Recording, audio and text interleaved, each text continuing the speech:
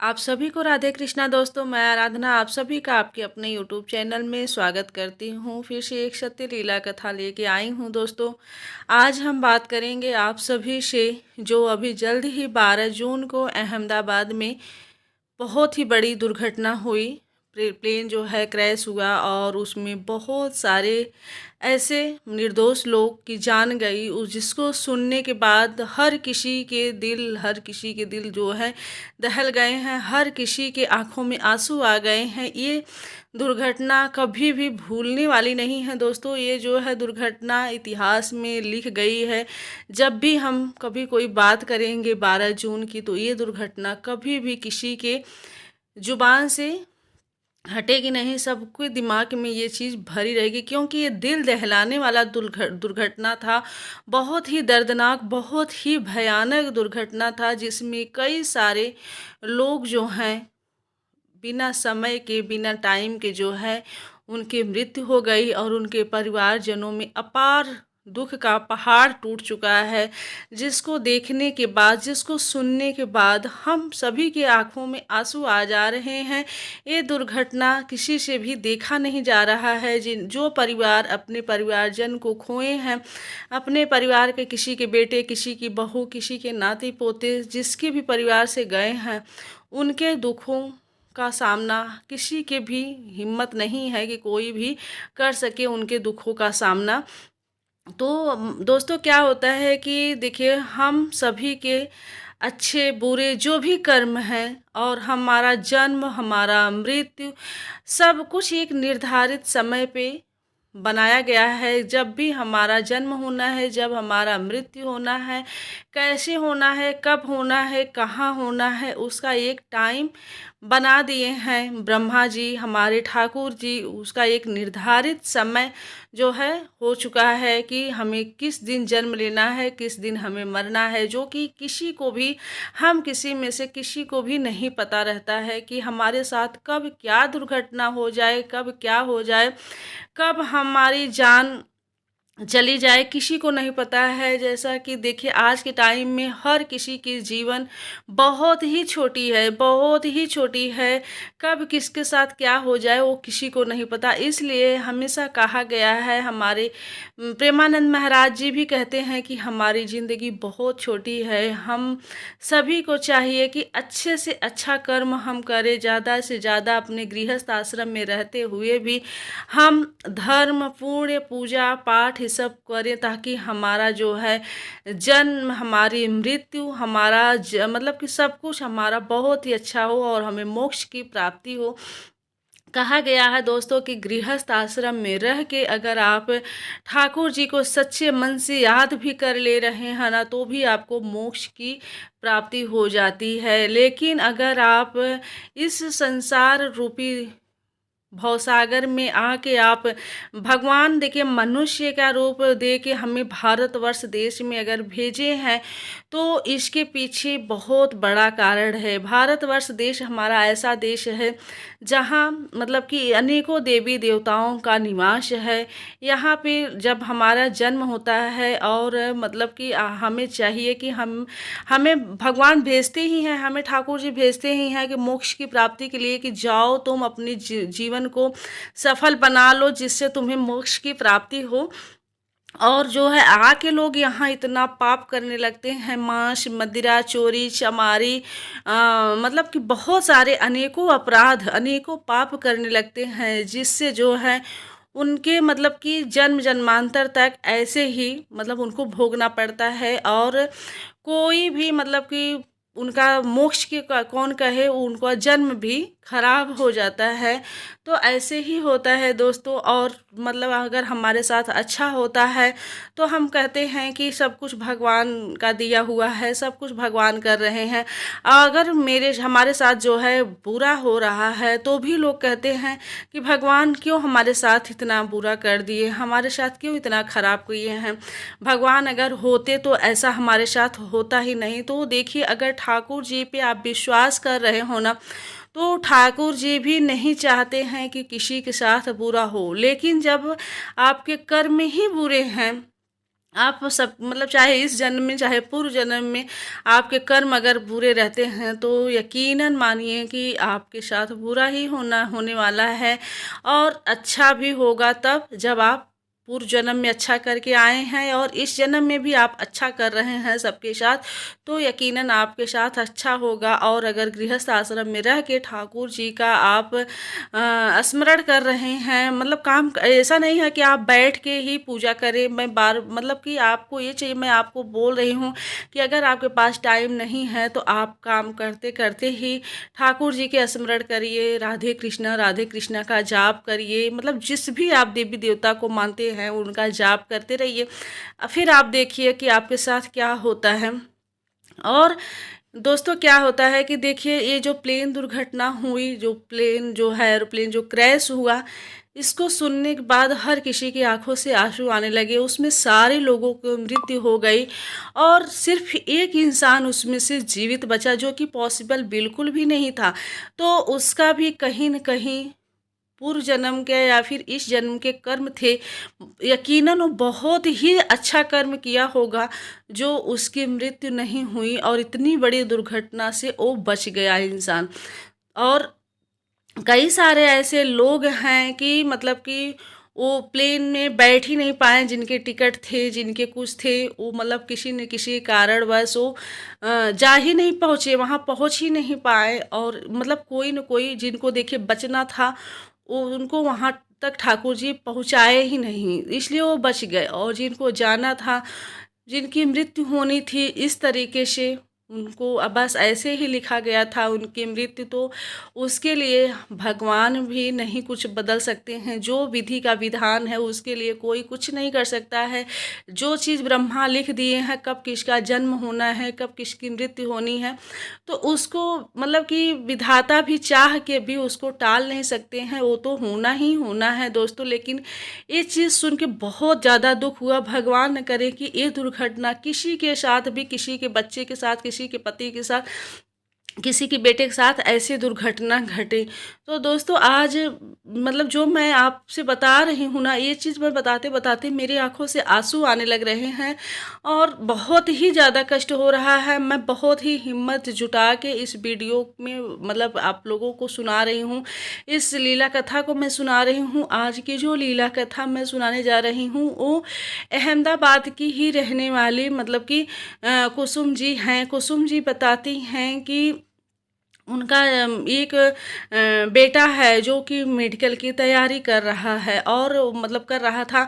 और वो मतलब मेडिकल कॉलेज में वहीं अहमदाबाद में ही मेडिकल कॉलेज में वो अपना तैयारी कर रहा था, एक्सपीरियंस ले रहा था। मतलब पढ़ाई उसकी लगभग पूरी हो चुकी थी, वो बस एक्सपीरियंस के लिए वहाँ था और सीख रहा था।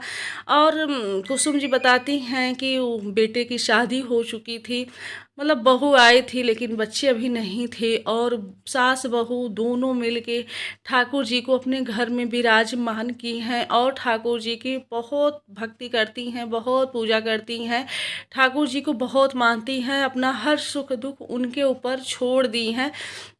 तो देखिए ठाकुर जी के ऊपर ना आप अपना सुख दुख अगर छोड़ देते हैं ना, तो उसका जो भी अच्छा बुरा करना होता है उसे ठाकुर जी ही देखते हैं, वो हमारे वश में नहीं है।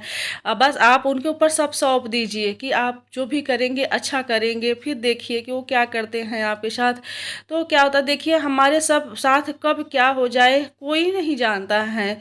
तो जब वो फ्लाइट जो है उड़ान भरी, और आप लोग न्यूज़ में देखे ही होंगे कि कुछ ही दूर जाके वहाँ मेडिकल कॉलेज के ऊपर वो फ्लाइट क्रैश हुआ था, जहाँ पे बहुत सारे बच्चों की, बहुत सारे स्टूडेंट्स की, बहुत सारे विद्यार्थियों की मृत्यु हो चुकी, जिसमें 60 विद्यार्थियों को बताया गया है कि 60 विद्यार्थी जो हैं, 60 विद्यार्थियों की मृत्यु हो चुकी है, बहुत सारे घायल हैं।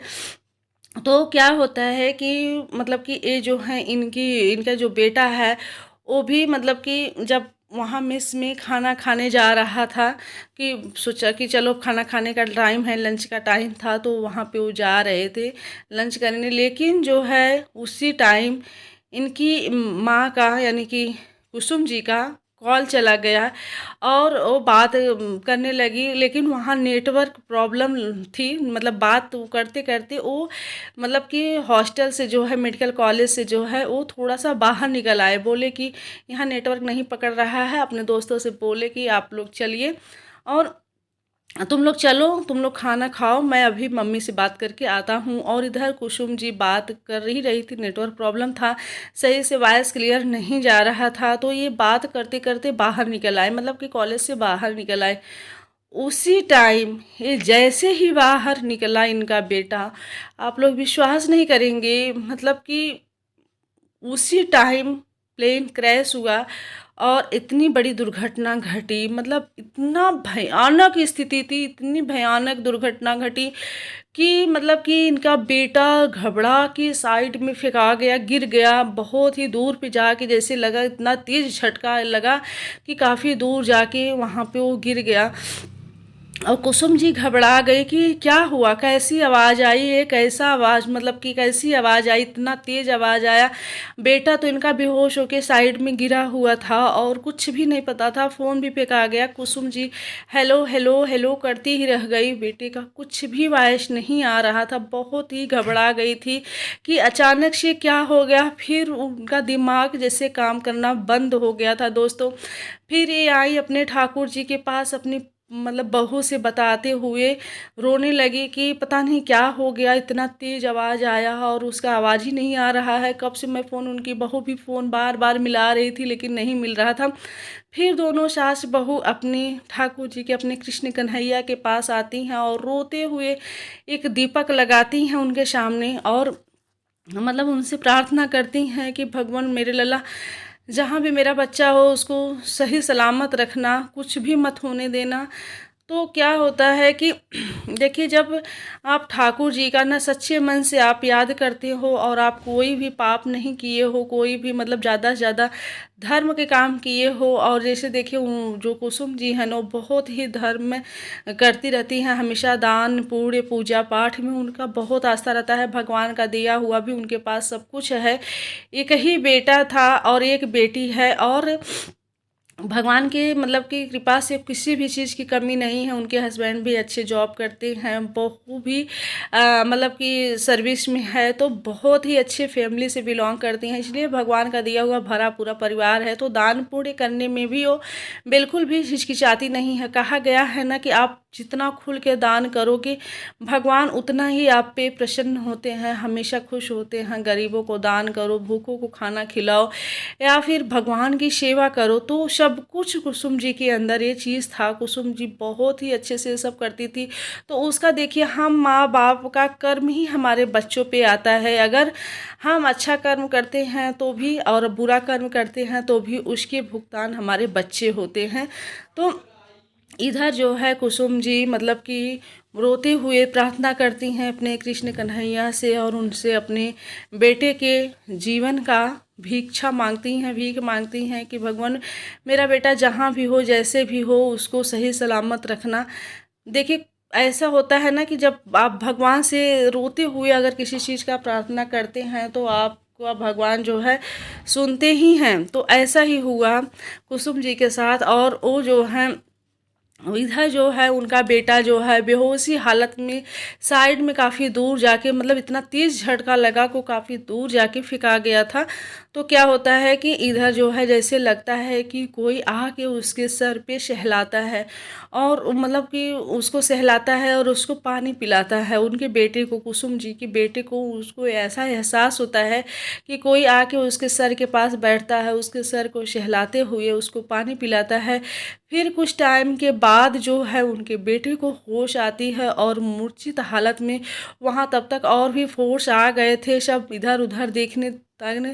थोड़ा सा उसको चोट लगी थी, फिर उठा पठा के मतलब कि हॉस्पिटल ले जाया गया। और फिर वहाँ से कॉल गया, मतलब कि हॉस्पिटल से ही डॉक्टरों का कॉल गया कि आपके बेटे को कुछ नहीं हुआ है, बस हल्की चोट आई है, सही सलामत है, ऐसी ऐसी यहाँ दुर्घटना हो गई है।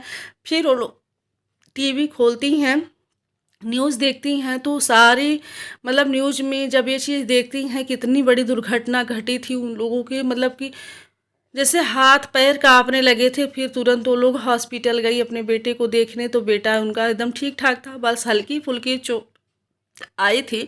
तो उसके बाद वो लोग अपने मन ही मन अपने जो है कृष्ण कन्हैया की धन्यवाद की और बोले कि हे कान्हा, बस आप ही का चमत्कार था जो हमारे बेटे को आपने बचा लिया।